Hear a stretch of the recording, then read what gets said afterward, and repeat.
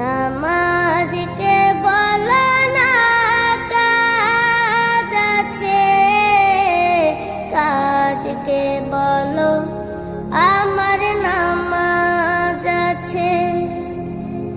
নামাজ বিহীন পরপারে কি জবাব দিব